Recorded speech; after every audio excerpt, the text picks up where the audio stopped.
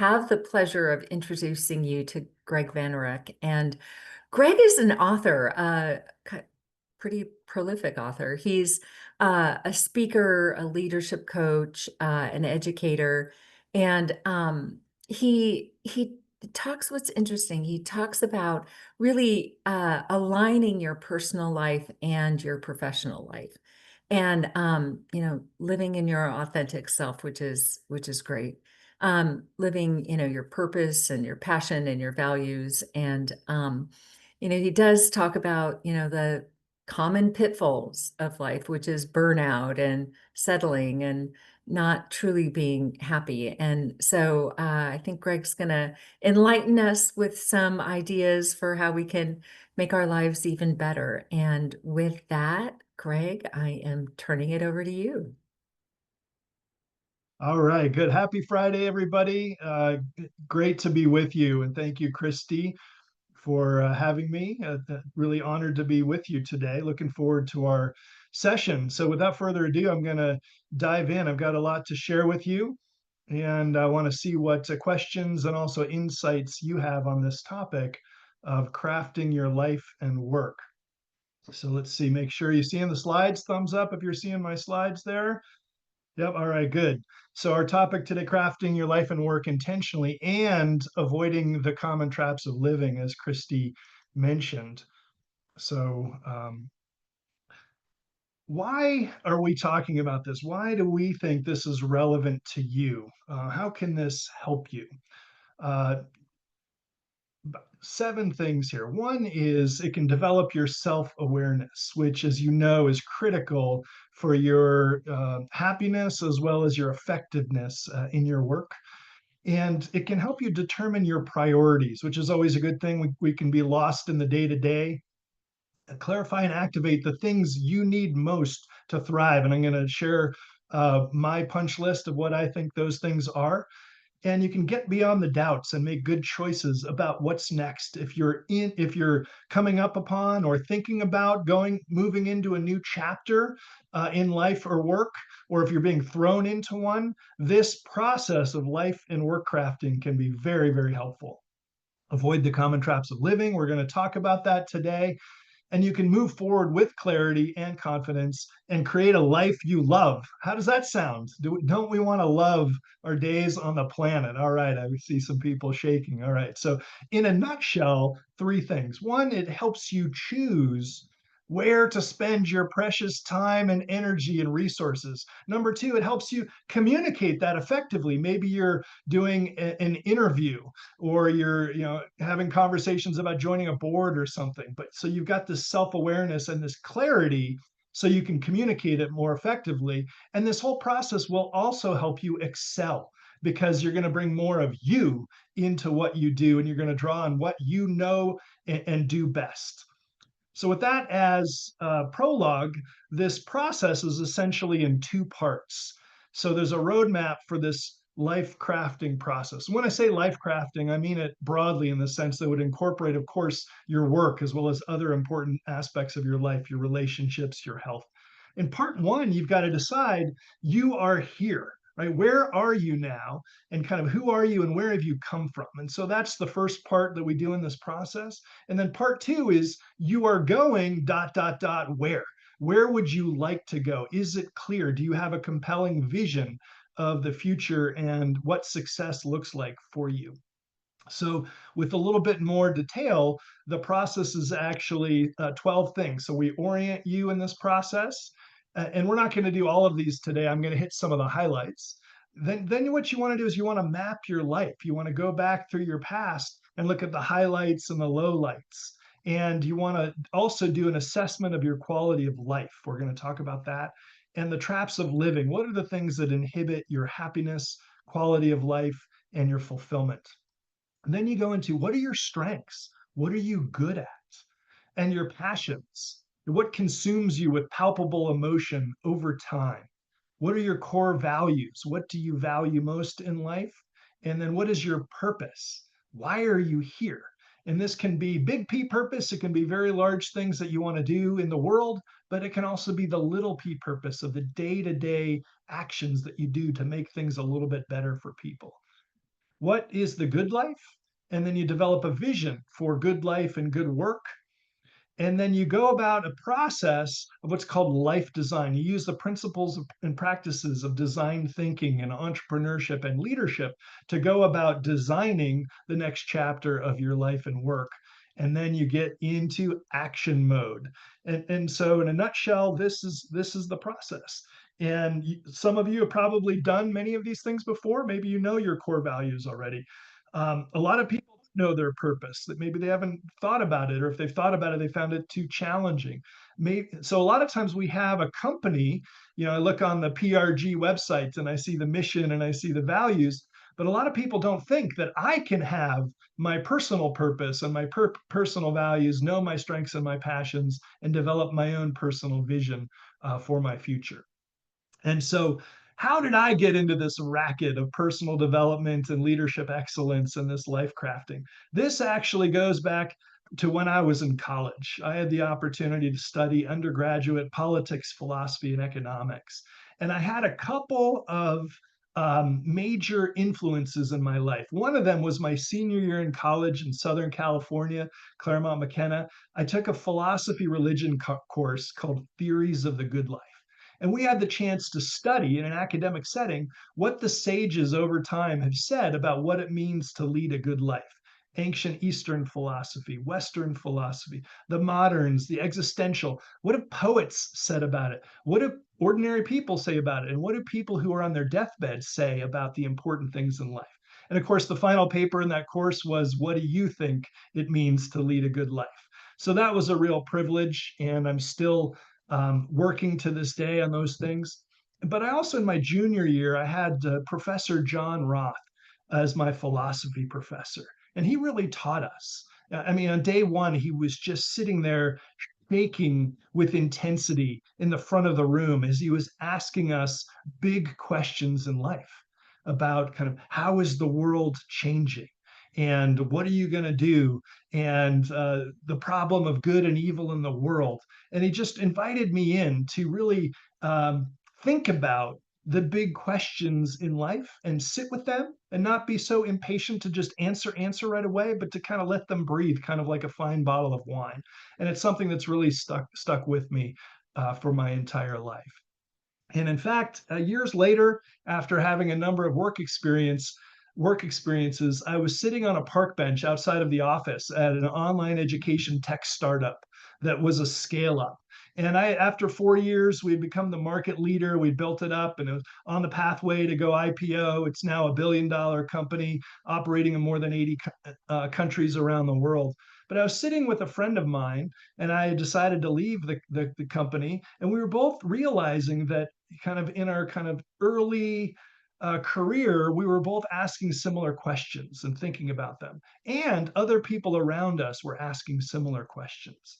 Who are you? What matters most to you? What do you get lost in? What would be a good life for you? Because often you get kind of busy, you're just down, head down, executing, right? What impact would you like to have? And what's next? What's the next chapter? And how can we make it so compelling and just joyous that it's fun, but also we have success and that we're thriving and feeling fulfilled? So, those were the questions that led us to a book project. So, he and I, this is Christopher Gergen. He's the son of David Gergen, who passed away just a few weeks ago. A great political influencer and commentator, worked in 4 different White Houses. But Christopher is a great social entrepreneur and a wonderful, inspiring human being as well. And so we worked on this book project, and we interviewed 55 people around the world. Some of them famous, the Starbucks visionary, and some civic entrepreneurs in Newark, Cory Booker, and but also the Chipotle and Medtronic, but also a lot of people not famous but interesting: a minister, a civil rights leader, a rancher, a yoga entrepreneur, organic bottled tea, early childhood education, inner city work. And we heard their stories about how they integrate their life and work. And we turned that into a book project. And so, what do we mean by a life entrepreneur, because this word entrepreneur, it's a French word. It essentially means one who undertakes, or the acting person, but we tend to think of it as the business entrepreneur. But the life entrepreneur doesn't have to be a business entrepreneur. They can, or a social entrepreneur. So what do we mean? Life entrepreneurs intentionally craft their life and work. It's like their life is their startup, and they own it, and they care about it deeply. And so they live with purpose and passion. And they're what we call mavericks in the art of living, right? And so Carl Jung, the Swiss psychologist, said this: we must not forget that only a very few people are artists in life, that the art of life is the most distinguished and rarest of all the arts. So I want to invite you. Sometimes in this world, we've got so much coming at us. We've got meetings, we've got emails, we've got Slack. And what about the artistry? What about the creative process of crafting or painting or writing the next chapter and having fun with that and experimenting? And so that's the kind of spirit. There's a bit of a spirit of adventure here that I want to invite you into as we talk about the life entrepreneur. The poet Mary Oliver asked that provocative question. So tell me, what is it you plan to do with your one wild and precious life, or with the rest of your one wild and precious life? And often, again, our heads are down and we're so busy, we're not maybe pausing to think about that, right? And to really be make sure that where we're heading is a good place for us and our family in the context of what we want of success in our careers and a good life. So there's a Swedish life entrepreneur, Natalia Brzezinski, who says it well. She says, "Do not live a life set out by others." And that's one of the traps that we get caught into. We kind of do what other people think. We conform to a standard plain vanilla view, as opposed to the Oliver view, right? As opposed to the Gina view, as opposed to the Enrique view of what your life is going to be like, right? And so for me, this was very real. I've had a number of moments where this has become important to me in my life. In addition to when I first started getting interested in this in college, one time I'd been working for an organization for a number of years, and I was thinking about maybe it's time to move on, right? And so maybe you can relate to that. I'm kind of, should I stay or should I go? The classic Clash song, right?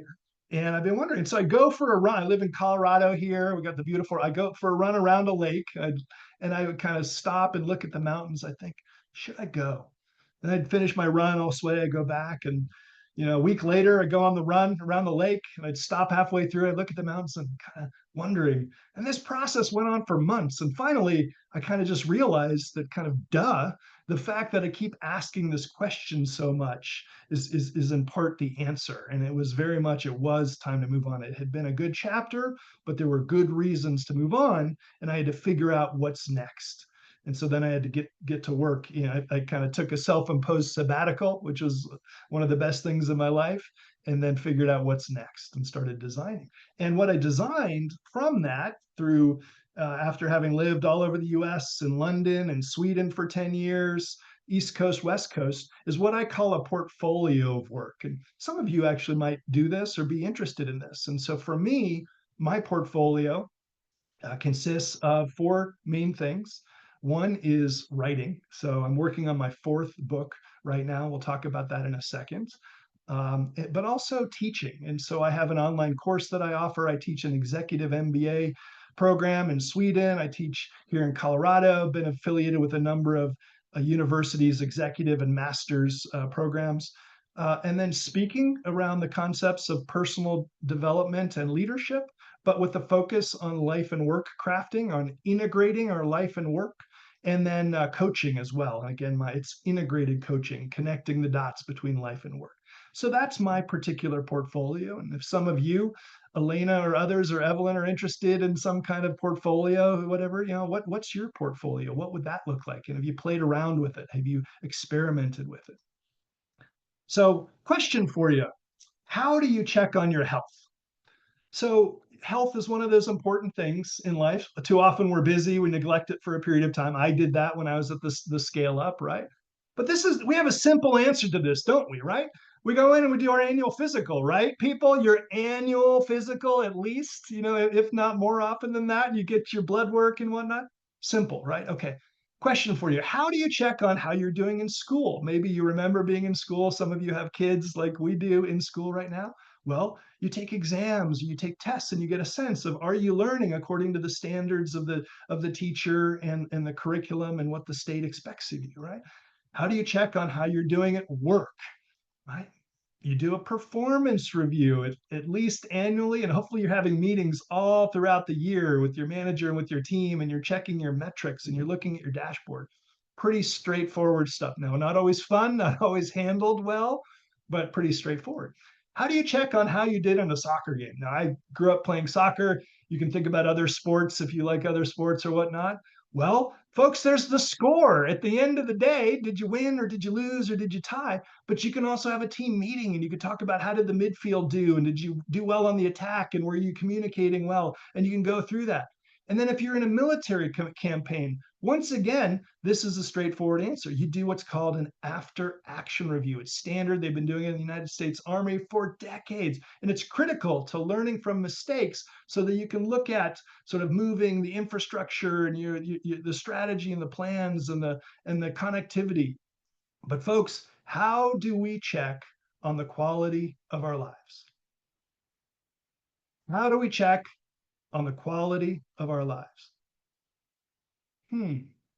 Oops. Error message not found, right? Huh. Nada. Nothing. Zilch. Zero. Zippo. We often don't check at all on the quality of our lives. Think about that for a second, right? What could matter more than the quality of our lives? It's like all this other stuff is in the sweeping context of our life, and whether it's a good life and whether we love it or we hate it, or it's just kind of okay or whatnot. And yet we leave it unaddressed and unassessed. We've got our head down in the sand. We're like the ostrich. We're kind of avoiding the big question, right? And so I want to call the question. That's part of what I want to do with you here today. As Socrates said, an unexamined life is not worth living, right? We have to examine our lives from time to time. We have to execute, we have to do the things we need to do with our kids and with our meetings and our community and our colleagues. We have to examine. But Michael Hyatt, the publishing entrepreneur and author, says this: the busier you are, the more intentional you must be. Now, folks, I imagine a bunch of you are quite busy. Maybe you have a lot going on. And there's been a time where our culture has glorified being busy, where people are bragging about how busy they are. They don't have time to meet with you and whatnot, as if that's kind of the metric of success, right? As opposed to this kind of frenetic, stressful way of being, right? And so the busier you are, the more intentional you must be. So that's what it's all about. So I have developed an online simple tool, a quality of life assessment. It helps you. It's a self-assessment in 10 basic areas: health, career, relationships, finance, fun, these different kind of education and learning, hobbies and interests. And so we are going to send to you this a link to this for those of you who are interested, so you can just basically rate yourself on the quality of life. And by the way, I would strongly recommend that not only you do this, but you also do this with a friend or a colleague or a loved one, and you have a conversation about it. And the tool has reminder functionality. If you want to, you could say, if you want to be reminded to take it again in 3 months and kind of check your scores again. So that's just another opportunity for you. But we will be sending that quality of life assessment to you. But you don't need that tool. I mean, you could basically do your own system, but examine your lives, right? And so one of the things that comes up with this work is our portfolio, or our allocation of time. If you think about your time in a pie chart and how you spend your time, a lot of people these days, and if many of you are in California where PRG is based, this will be true because there's a very achievement oriented culture. So a lot of you might look like this: work and then other stuff. And you notice the work is really big part of the pie, and the other stuff is kind of squished in there, just a couple, a few other things there, right? It's the kind of, and it's based on what's left over from work. Like, oh my God, I'm so exhausted. I just need to get home and get my coffee, or just drown in Netflix or whatever I'm going to do, right? And so that's fine. Folks, I'm actually a really big believer in hard work. I love my work. I want you to have good and meaningful work. And by the way, I talk about work. Work is either work in the conventional sense of kind of a paid job or part-time job, but also volunteer work, or the work of raising a family and managing a household. I mean, folks, I mean, what is more important work than that, right? But beware the career obsessed approach to living.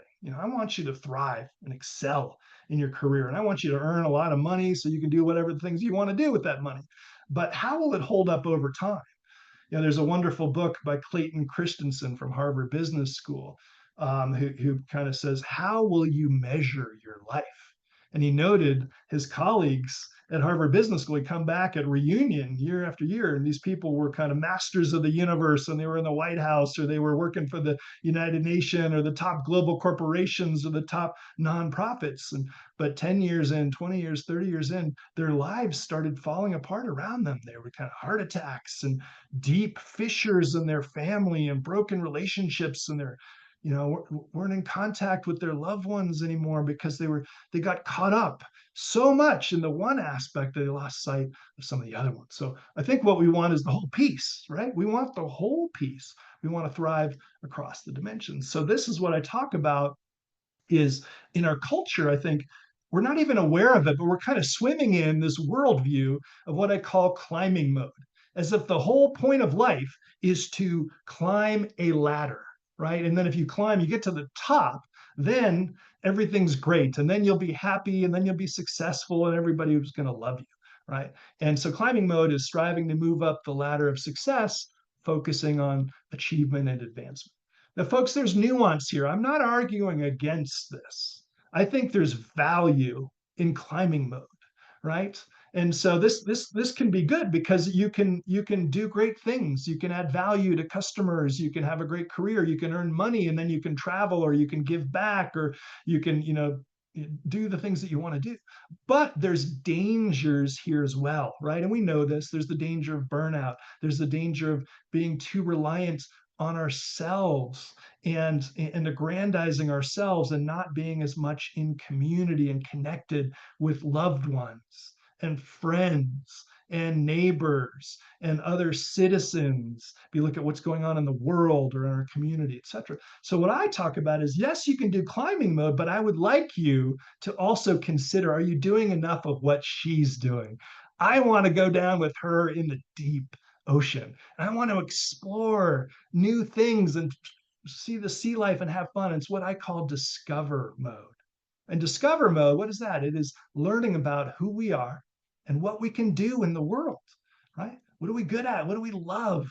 What are our aspirations for a time on the planet, right? So are you balancing climbing mode with discover mode, and you're doing them in the right sequence, or just getting caught up in one or the other? Okay, so Martha Beck, really interesting thought leader, beautiful book, The Way of Integrity. She says this: the first step in creating your right life is acknowledging where you've gone wrong, right? And so that brings me to my new book project that I'm working on right now. My fourth book is on this. Now, I used to live in Washington, D.C. area, and in the city, as well as Northern Virginia. And if you go out there on the Potomac, there's this big statue of a man falling back into the earth here that I've got a picture of here. And I used to love this park. And I was just very moved by this statue. Kids can climb up there on the leg and go to the knee or whatnot. It's very large. But what it represents for me is what I call the common traps of living. And Christy referenced this at the beginning, right? So what are the things that inhibit your happiness, your quality of life, and your fulfillment? And folks, what I found in my years of working with this, is that we're all in traps. It's just part of the human story. It's part of the human experience. I don't know anybody, I've never met anybody who's not in a trap, right? And so they're common, and it's okay. But I think the thing is, what I'm trying to do with this work is You want to be aware of it so you can do something about your top traps, because otherwise it's going to be like a broken record and it's just going to keep playing over and over for months, for years, literally for decades. For decades, people have been in certain traps. And so we want to disrupt the pattern. So bear with me. I'm going to blast through and now just to give you a sense of some of the top traps. As I go, I'd like you to just make a note. Are you in this trap? Just make a quick note, okay? If you can. Okay. So one of them is avoiding. We're avoiding something problematic thing at work, manager, relationship, question, avoidance, common, right? Another one here. I love this image here. As you look at this, to me, there's an emotion that just screams, it just leaps off the page, right? So we don't know the backstory, but we know that that girl over there is not happy about what they're doing over there. And it's the trap of comparing, right? And so we do this. We're comparing ourselves to others, and we're making ourselves miserable in the process.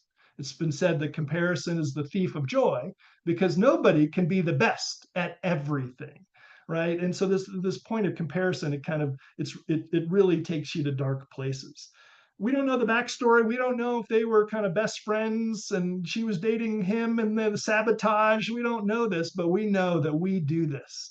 We sit around, we often make ourselves miserable by comparing ourselves about things like money, status, prestige, number of likes on Instagram, or views or whatever, on a lot of where we vacation, the size of our home, what we drive, a lot of the things that how is that going to hold up over time if we're making decisions on those comparisons. Another thing we do is conforming. Now I mentioned that a little bit earlier, right? Dershowitz, the social commentator, said that a lot of our universities take bright, ambitious, talented young men and women and turn them into what he calls excellent sheep, who go along and they just conform to what's expected of them, to what their peers are doing, or what their mom or dad wants, or what their advisor or their professor wanted, as opposed to blazing their own path in life according to who they are and what makes them come alive, the life entrepreneurial approach. And so a lot of these social pressures, the way our brains work, it's really almost difficult not to conform. So it's a common trend. Disconnection, being so focused on other things that we're not connected enough with the people that we know and love, right? Drifting through our lives. We can go through a chapter of our life for years and years, and maybe a decade. And you kind of look back and you look around, and all of a sudden you say, how did I get here? Is this where I wanted to steer to? Or I've been busy, I've been doing stuff, but did I just kind of end up here? Did the world just kind of take me here? And then what about where I want to go? Maybe I want to go there, right? And so drifting. One of the mega traps that I think is underneath a lot of the other traps is the trap of ego, where it's all about me. What do I want? What do I need? How do I look? Right? And and so it's too much focus on the prestige magnet that Paul Graham talks about, where we get drawn towards the things that'll give our ego prestige as opposed to the things that are kind of the deeper, more important things of life. And another mega trap, I think, underneath that's also related to ego and might be underneath it is the trap of fear, right? The trap of fear. Now we don't know. So here's a girl on the diving board. And so maybe when you're little, you can relate to like swimming was kind of hard for a lot of people, right? And it's like maybe it's windy that day, and maybe the water's cold, and maybe the diving board is high, and you feel like you're gonna die if you go down. You're not sure if you can make it to the side. And so you sit there and you're frozen, right? And so this problem of fear, where we're afraid of failing or looking bad or being judged or disappointing other people, right? And so it paralyzes us. So we end up not moving forward in our life. So again, that's a mega trap. Related to that is the trap of indecision. Maybe you've got a lot of options. And maybe you've got that privilege, but it's actually a problem. It's called the paradox of choice, says Barry Schwartz, where you've got too many choices and so you can't decide, right? So you need a better process for simplifying and pushing through that complexity, but you end up being stuck. Another trap is excessive materialism, right? So there's nothing wrong with things and money and possessions and the enjoying the life. That's part of a good life, right? As you can enjoy fine wine or a nice beer or a barbecue and a good home and a yard or whatever it is that you like. But this excessive materialism, where you're losing maybe some of the aspects of meaning or significance or spiritual aspects for those of you, or faith, relationship with God, or other ways, depending on how you practice this, if you do. And so this excessive materialism that's part of our culture. Folks, a really big one, really common one, is negative self-talk. This is a mental prison that we put ourselves in, where we are so brutal to ourselves. We are so judgmental. We are so harsh. And it is so counterproductive. It's like we're shooting ourselves in the foot every day with the way we talk to ourselves. You probably heard it said we would never talk to a close friend that way, but we talk so in a kind of mean, cruel ways often to ourselves, of that inner dialogue. So counterproductive. Not moving on from a bad job, bad manager, bad company, a toxic culture, a bad relationship, a bad situation. Well, there's a lot of factors that keep us locked in, right? It's a big one these days, numbing. Maybe there's some deeper pain or some deeper issues, but we just get out the smartphone and we're just scrolling, right? And we just can't stop, or we numb with so with devices, we numb with Netflix, we numb with substances, we numb with overwork, we numb with over exercising sometimes, but we're avoiding, in a sense, so we're kind of numbing that pain, right? Being outer driven, it's one thing to kind of take into account what other people think, but it's another thing to be so driven that you have this need for status, prestige, or approval, that you make your decisions based on how you're going to look in the eyes of others.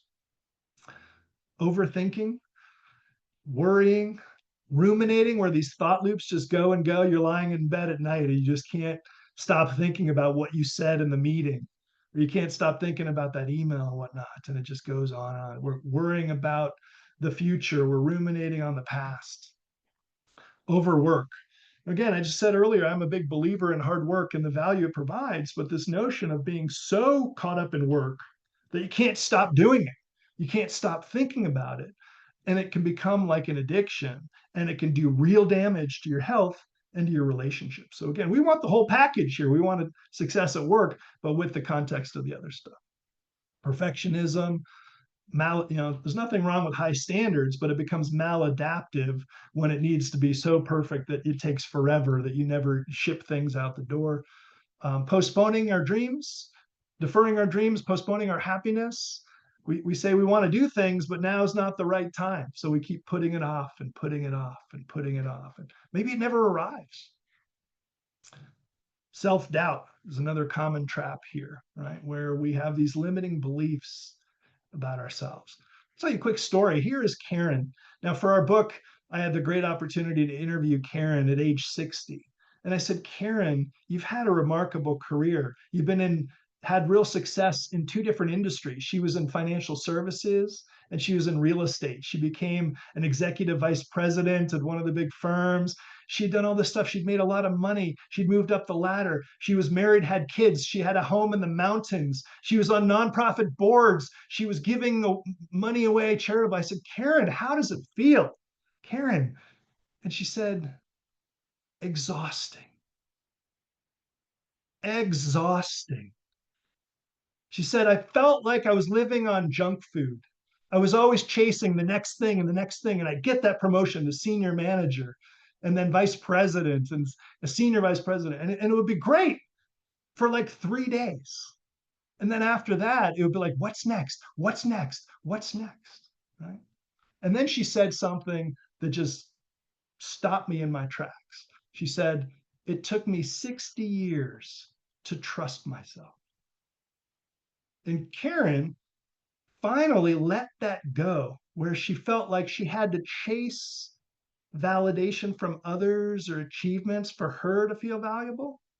Right. And the other part of her story was, as a working woman and as a working parent, it's like, well, if you're working hard, you feel guilty about not supporting your family enough.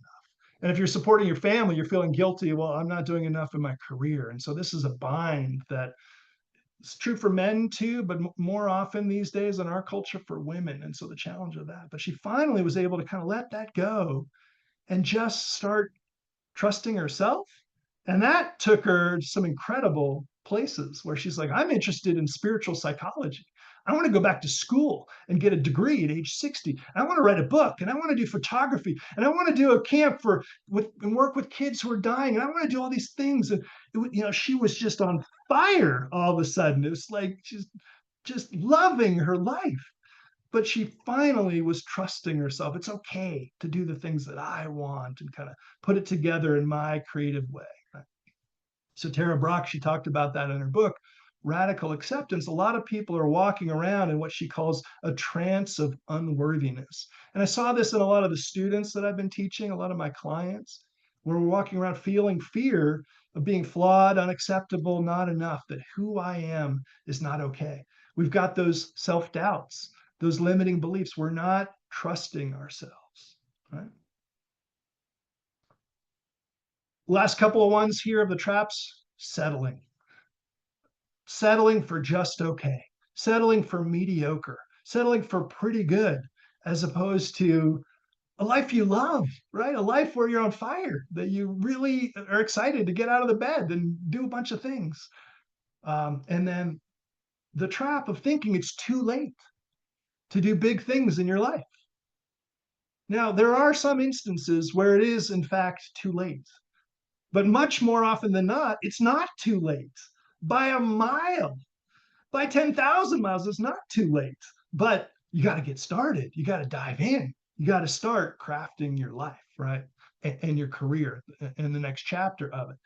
And so, folks, thanks for bearing with me. I just threw a bunch of traps at you. Maybe you noted, and we didn't go through all of them, but we went through some of the big ones. But maybe you noted that you're in some traps. Now, folks, I've done this traps test with thousands of people online around the world. I've done this in a bunch of sessions and a bunch of classes. And many people will say, Greg, I'm not in a trap. I'm in 5 traps. I'm in 10 traps. Greg, I just want to circle the whole thing. Greg, I'm in all these traps, or I have been, and it's like, folks, it's okay. Welcome to living as a human being. Give yourself grace, right? But so first of all, I've got a tool for this for those of you who are interested in this and doing this kind of it's a very simple self-assessment. We're going to send this out to everyone in this meeting if you want to do the traps test. And once again, it's really rich and rewarding to have a conversation about it with a friend or others. And also, if you want to do a reminder to take it again and see if you're making progress. But many of you might know Paulo Coelho. He's one of my favorite authors, the Brazilian novelist. He wrote The Alchemist, which is one of the best-selling books of all time. And he said this: if you want to be successful, you must respect one rule: never lie to yourself. My friends, if you're in a trap, you're in a trap. It's time to stop lying, to stop avoiding it, to acknowledge it. And the simple process is awareness that you're in a trap, set an intention to do something about the biggest trap, the most painful trap, and then action, and then get busy and try stuff and make progress on it. And don't try to do too much at once. There's real value in focusing, but we got to stop lying to ourselves. And that's a big part of this work on the trap. So by the way, I was really inspired. I mentioned Christopher Gergen and David Gergen earlier. I was really inspired. David Gergen wrote something in one of his leadership books years ago. David Gergen worked in 4 different White Houses, worked for 4 presidents at a senior position. And so is Republican and Democrat. And he said a lot of leadership books focus on what you should do, but few tell you what to avoid. But the problem is you get into trouble with things, with not managing yourself. You get into leadership derailers or life traps. And that's where he saw presidents really, where things really fell apart, is they were not addressing their traps. And so that one phrase or paragraph in his book has inspired me. I really believe that there's value in addressing your leadership derailers and your life traps. And if you do that, you can get real leverage. It can make a big difference in your life. Okay. So there's a standard life path that many of us go through. And just in a nutshell, if you think about it, when you're young, you go to school, maybe you go to university, then you work, and then maybe you retire. And it's kind of the simple model. At school, maybe you try to get good grades, and maybe you apply to college, maybe you get in, you get your diploma. If you go to university, maybe you want to get good grades and you do activities and you choose your career and you get your degree and you apply for jobs. And then, so that's like age 21, 22, right? And then folks, you're in your work world and climb the ladder like we talked about. Maybe you get promotions and raises, and maybe you switch, jobs or careers, and you got to start over, and you go and you spend a lot of time here, and then you retire. And then you can enjoy life and do all those things that you really wanted to do that you've been putting off, right? And that's kind of been the typical model that many of us have inherited. It's kind of the standard life. But folks, for many of us, do you recognize this guy? This is what work feels like to many, many people. And folks, on average, in Western economies, we work 90,000 hours over our careers. And so if you're not crafting your work intentionally to make sure that it's good and enjoyable and value creating and rewarding and whatnot, this can be a grind. You can just like, oh my God, I've got it. And you get the Sunday blues, right? It's like, oh man, we don't want to be like this guy. But folks, I think there's a system failure here. Isn't there a wicked design flaw in the standard path? So we've got to make big life-changing decisions at a young age when we're in our early 20s or late teens, where we're lacking the context and the experience, and we've got limited information about career options and work, with intense pressures from parents and peers, and there's high switching costs of law or architecture or management or finance, right? Good luck with that, right? How's that going to work out for you? Well, I'll show you. What does the data say? Well, sorry, before the data, there's an interesting book from Personality Profiles. It's called Do What You Are. And they say that most people make their most important career decisions at a time when they're least prepared to do so. And then it takes you to the data where they surveyed people. If you could do it all over again, would you choose the same career you're in now? Yes versus no. Yes is in blue. 40% yes, 60% almost said no, right? And so it's hard, right? So a lot of us end up changing and going through the transition process, which is a beautiful but difficult process. And so um, just there's a couple of dysfunctional beliefs that are out there. So Bill Burnett and Dave Evans from the Stanford Design School focus on what they call designing your life. This is a great book. I highly recommend it. It's very action oriented. And they say there's a lot of dysfunctional beliefs, things that are not serving us well. Belief, if I'm successful, I'll be happy. No, they say, no, you got to reframe that one. You say happiness comes from designing a life that works for me. The belief is that I am stuck, right? No, I'm never stuck because I can always generate ideas, right? I must thoroughly research all aspects of my plan to transition to this new career or this new job, right? No, I should build prototypes to explore questions about the options, right? To be happy, I've got to make the right choice. There's no right choice, only good choosing. So they say, don't agonize or second guess. Choose, let go, and move on, but make sure you have a good process. And that's what life and work crafting is all about, making sure you have a good process for this. They say you can't know what you want until you know what you might want.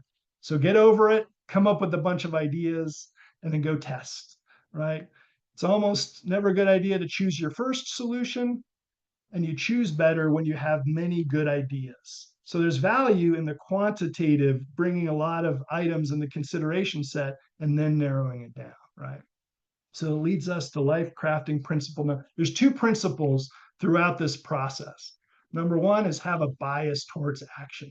We're not doing nearly enough of what this guy is doing. Folks, at some point, you just got to leap, right? And so we got to just get out of our heads and stop overthinking things. We want to have a bias towards action. That includes prototyping and experiments, right? So Rumi said, as you walk on the way starts to appear. But if you don't start walking, you're not making any progress and you're not seeing potential views and vistas that might be important, right? And so the writer Carlos Castaneda said that all of us have what he calls a cubic centimeter of chance that appears before us. It's an opportunity that appears in our life. It's a person we meet or some opportunity. And he says the warrior is alert and waiting and grasps the cubic centimeter of chance when it unexpectedly appears. So we've got to have a bias towards action. Tara Brock talks about this. She says most of the time when women tell me they don't know what they want or they're overwhelmed with options, it's because what they deep down want scares the heck out of them. Folks, I got news for you. It's not just women. This is true for men too. I can attest to this myself and with the work that I've done with a lot of men. And she says there's a lot of hiding strategies that we use that delay the action, right? This before that. I want to teach classes, but I've got to save up the money. I need the web designer. I need the website, blah, blah, blah. But you're avoiding, you're hiding. Get out there, put out a prototype and start making it happen, right? We overcomplicate. We're polishing endlessly. We think we need a degree to do something when often that's not the case. So we need to stop hiding. Great book, by the way, Playing Big. Principle number two, as we get close to closing here, in addition to bias towards action, folks, we need what's called radical collaboration.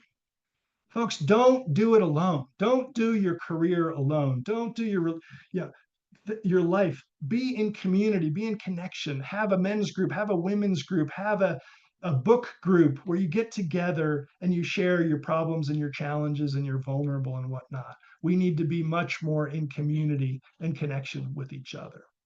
And speaking of connection, I would invite you to connect with me.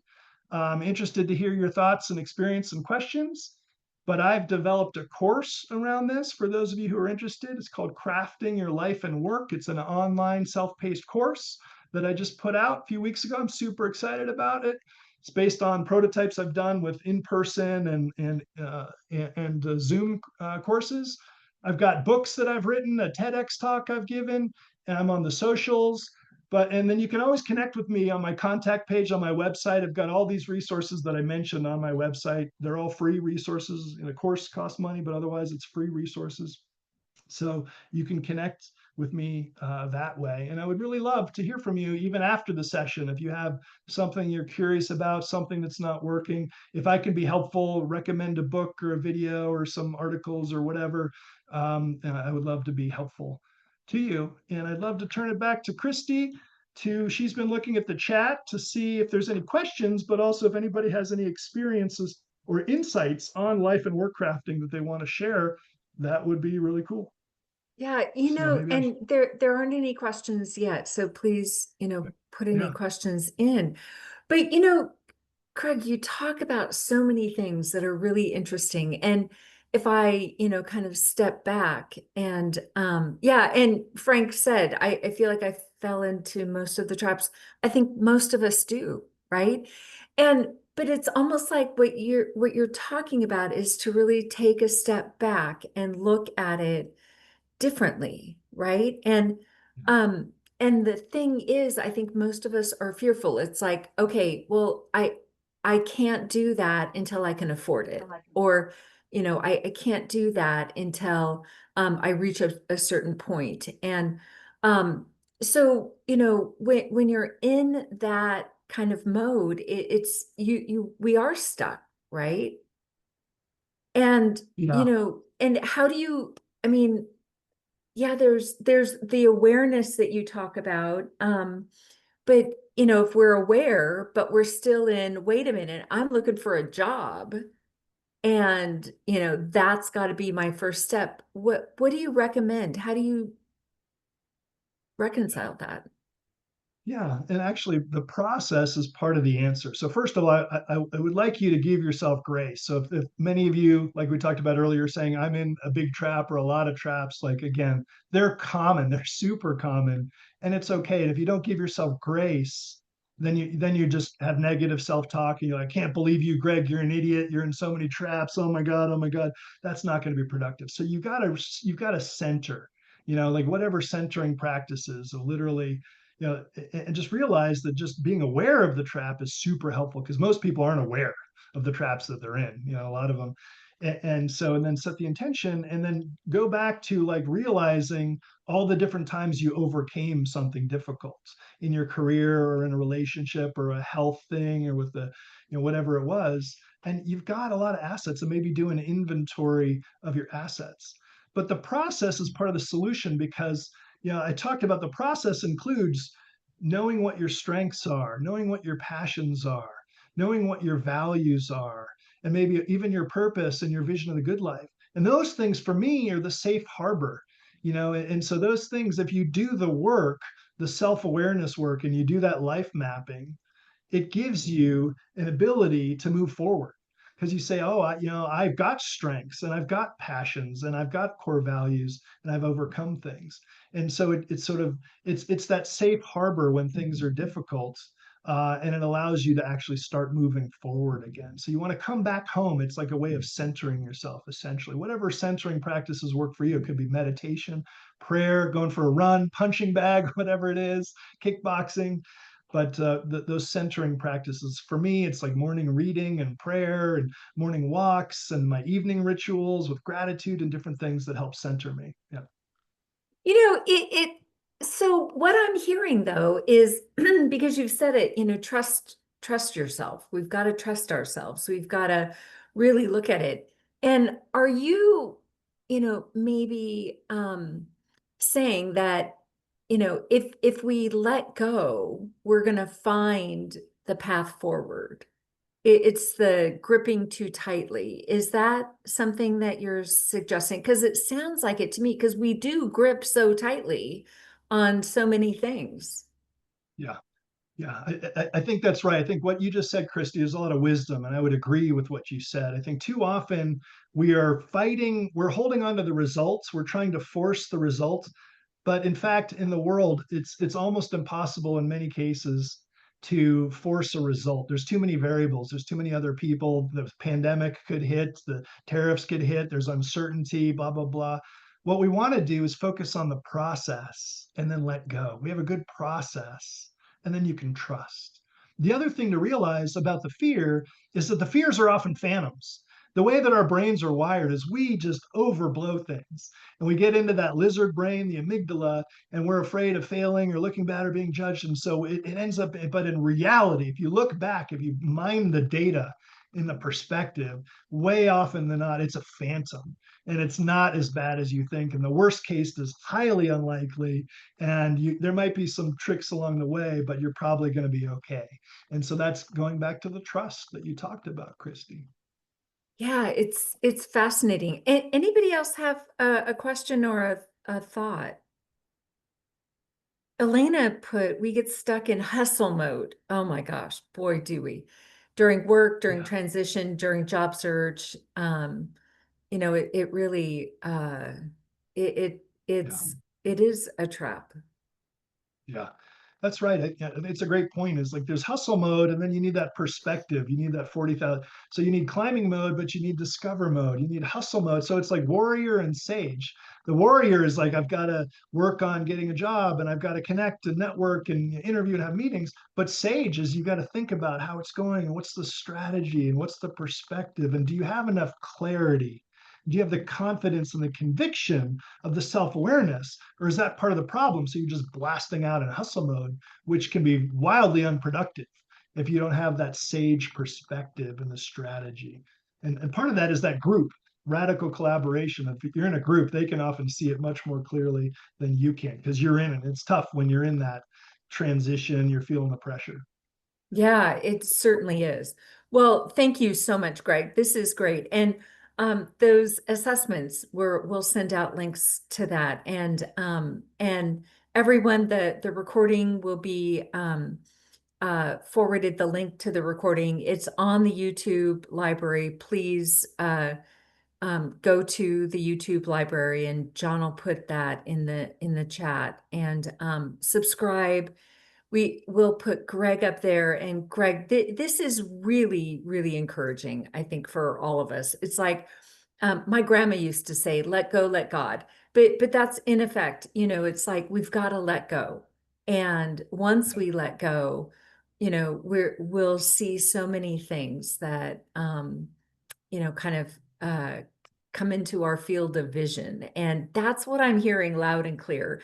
And it's interesting because I just feel like this wash of relief that I don't have to like perform. And Mhm. but it's just we've got to be open to the possibilities of things Yeah. happening.